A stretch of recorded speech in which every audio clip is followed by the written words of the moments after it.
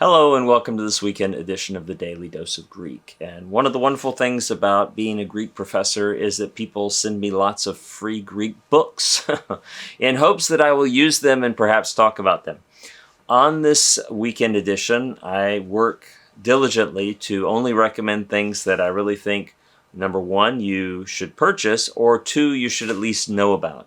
Frankly, this resource I'm going to mention to you now, for most of you, many of you pastors or lay people, probably this is just a resource to know about. If you're a professor who's teaching biblical Greek, then this may be something that you would want to purchase.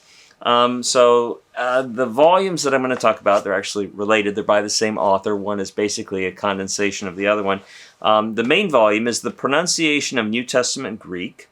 The subtitle is Judeo-Palestinian Greek Phonology and Orthography from Alexander to Islam by Benjamin Kantor. Right here, this beauty by Eerdmans. It's published by Eerdmans. More than 800 pages. Right? Wow! And you can see it has some really significant endorsements. Just listen to the titles of the chapters. So, Chapter 1, Phonology of Koine Greek in Modern Scholarship. Chapter 2, How do we know how Koine Greek was pronounced? Number 3, Language and Society in Judea-Palestine. Number 4, the authors of the inscriptions and documents. Chapter 5, How to Read, the phonology section of this book. Chapter 6, Judeo-Palestinian Koine in Time and Space.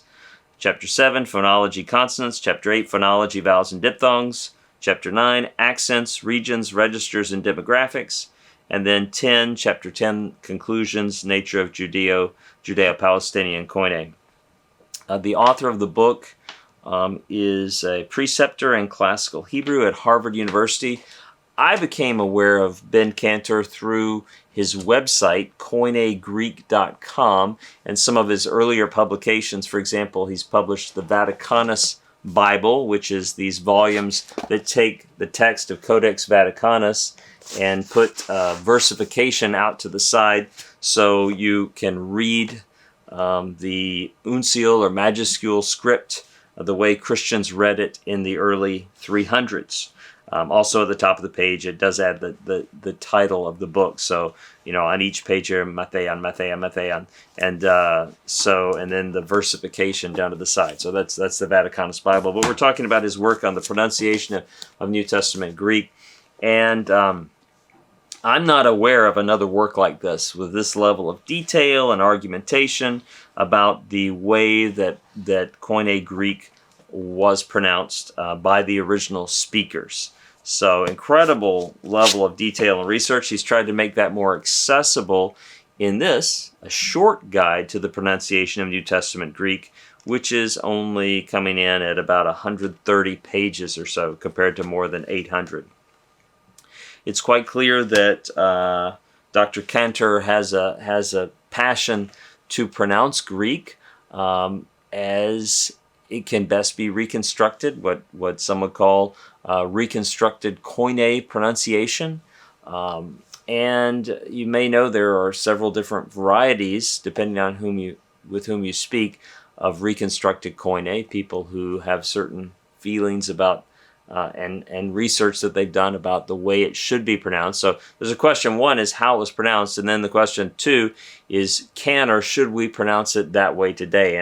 And I know that Dr. Kantor is passionate about getting people to pronounce Greek the way that he argues it was pronounced in the first century. In fact, I think he has recordings of the New Testament.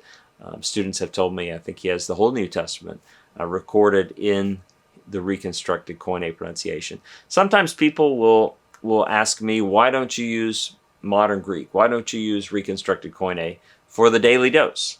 And I'm very sympathetic to some of the research here, and certainly have nothing against it. If people want to pronounce reading the Greek New Testament with modern Greek pronunciation or with a form of reconstructed Koine, that's totally great. The reason, and I guess I'm deviating from my just informing you about these books, but the reason I use the pronunciation I do is it's what I was taught years ago at Duke University when I learned Koine Greek from Dr. Peter Denton in the divinity school. I took Greek as an undergraduate student in the divinity school, and Dr. Chip Denton was my teacher, and that's the pronunciation he used. And quite frankly, which doesn't mean it's the best pronunciation or the best method. Quite frankly, one of the main reasons I continue to use it is the majority of biblical scholars still use it, and the vast majority of the people I'm trying to help through the Daily Dose learned with Erasmian pronunciation. And so if I'm trying to revive and keep people in their Greek to completely change the pronunciation system that they learned is not going to be an effective way to do that. So, yeah.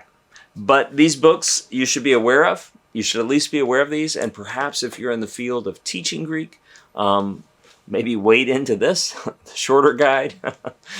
And then if you're ready for the challenge, here's the full dose right there.